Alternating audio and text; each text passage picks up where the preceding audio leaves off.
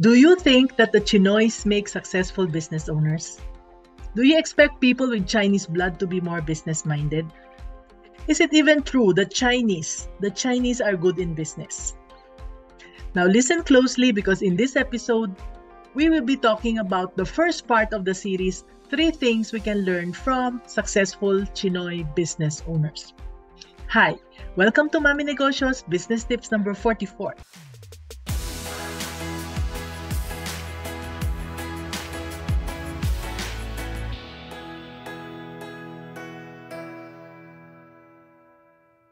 And for part 1, let's talk first about the Chinese and the Chinoys. The news channels sometimes confuse these two terms in their news reports, such that even us, we get confused. So, to clarify, let's learn to use the right terms to be politically correct, okay?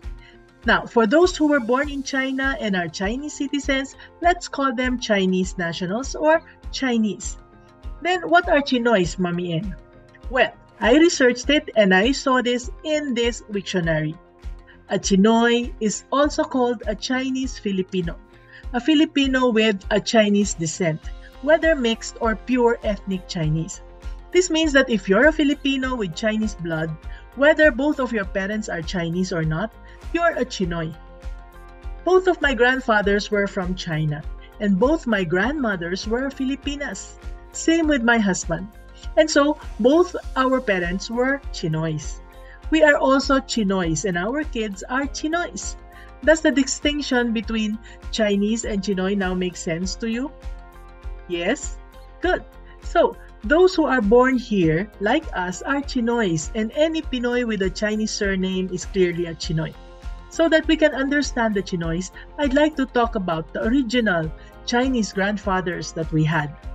My goal is to let you appreciate how much alike and different our grandfathers were from the modern-day OFWs. Before we talk about the traits of the Chinoys that make them successful in business, let's backtrack to history a bit. Our grandfathers came to the Philippines around the year 1900s, and that's about 120 years ago. Actually, history traces the migration of the Chinese to the Philippines to have started earlier. History books even traced Rizal's grandfather as Chinese. Anyway, I'd like to talk about my grandfather so we can understand why. Now, in the 1900s, many Chinese in China were addicted to opium. The Chinese government was weakened by the manipulation of other nations like the British and the Japanese. As a result, the government officials were very corrupt. Government roads were not built. Government services were not provided. Does it sound familiar? 3 things made it worse for China compared to the Philippines. 1, they had winters. We don't. And during the winters, people literally died from the extreme cold because they were too poor to buy fuel like firewood, etc. Now, in the Philippines, we are lucky because our rainy season is short and tolerable. Second, because the government was corrupt, there was no public school system. Only the rich could go to school, so most Chinese then were illiterate.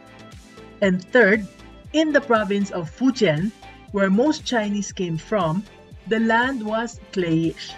Nothing would grow even if people planted. This was why most of them were peddlers who went around the country. Just like our Batangueños who sold anything and everything, reaching even until Mindanao. But if everybody is a peddler and nobody plants, then there is nothing to harvest. Who will buy? This was why some of them came to the Philippines as early as the 16th century. Can you imagine the Chinese then, carrying their long sticks on their shoulders, balancing the baskets on 2 sides with cloth and other merchandise in them? Yes, peddler. And these were the matured traders who came to the Philippines. Another similarity between the Chinese and the Filipinos, especially the OFWs, is that we have close family ties, and we both respect and love our elders. According to one of our grandfathers, his father died young, and they grew up really poor. So during winter, they had only 1 cup of rice for the whole family, which they would wrap in a cloth and tie to the ceiling.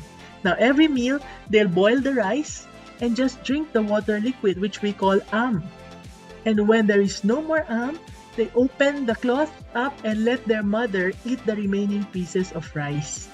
This was when he decided, my grandfather, as a 13-year-old, to come to the Philippines. He heard that in the big city, there were recruiters for cargadores in the boats. It was a chance for him to earn some money so he could buy food for his mother. Now, many boys like him went to apply as cargadores, and they went in the boat, loading and unloading anything and everything just to get paid. And even as children, they were made to carry sacks of copra that's 80 kilos, more than twice heavier than they are. And he, my grandfather, had to bear it just to be able to have a good future. The boat sailed to the Philippines, passing through Vietnam, Singapore, among the different cities, and the last port was Jolo in Sulu. And when he reached there, he decided to go down from the boat to try his luck. He heard that he might be able to earn some money there as a peddler. There were many peddlers then in Jolo, and the competition was stiff. So he decided to take a vinta and go to Zamboanga. And when he got there, it wasn't all roses. He couldn't speak the language and he was illiterate. Now people would throw stones at him and he learned to protect himself. There were also nice customers who bought from him as he walked from one barrio to another. After a few years, he decided to marry a Filipina, and instead of peddling, he now was able to put up a store with his savings. Time and again, he would send home money to his mother and his siblings in China. He even invited his younger brothers to come to the Philippines, but they did not like it here, so they went back. Now, he and his wife had 2 sons, and because he knew how difficult it is to be illiterate, he made sure that his sons became educated. He even spent money to send one of his sons to Manila for college.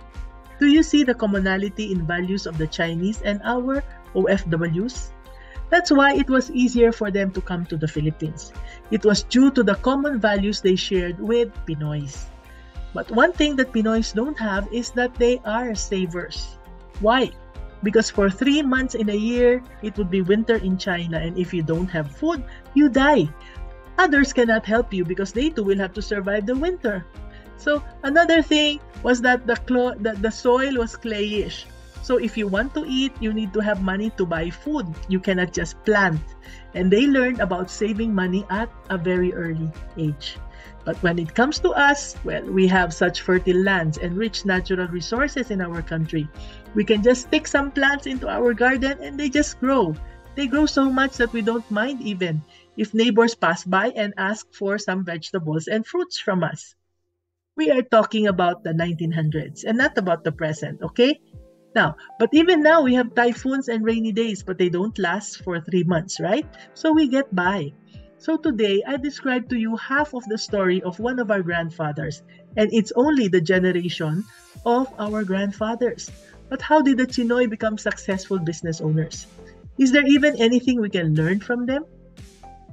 We'll talk about this in our next episode as we continue with part 2 of our series, 3 Things We Can Learn from Successful Chinoy Business Owners. Was that helpful?